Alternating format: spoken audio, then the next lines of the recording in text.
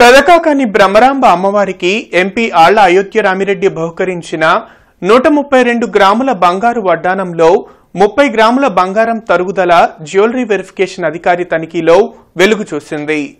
ఈ ఏడాది ఆగస్టులో జరిగిన వెరిఫికేషన్లో తరుగుదల విషయం బయటపడగా తిరిగి బంగారం చేయిస్తామని చెప్పిన అర్చకులు నిర్లక్ష్యంగా ఉండడంపై విమర్శలు వ్యక్తమవుతున్నాయి. ప్రతిరోజు అమ్మవారికి వడ్డాణం అలంకరించి భద్రపరచాల్సిన బాధ్యత ఆలయ అర్చకుల మీదే ఉంది.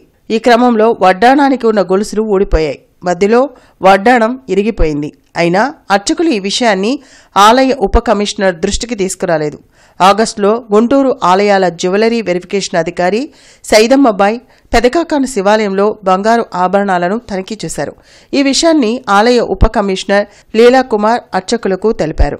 ఈ క్రమంలో బంగారం తిరిగి చేయిస్తామని 4 అర్చకులు ఉప కమిషనర్ ముందు ఒప్పుకున్నారు. ఈ ఘటనపై వివరణ కోరగా బాధ్యతారహితంగా ఉన్న అర్చకులపై చర్యలు తీసుకుంటామని ఆలయ ఉప కమిషనర్ గోగినేని లీలాకుమార్ తెలిపారు.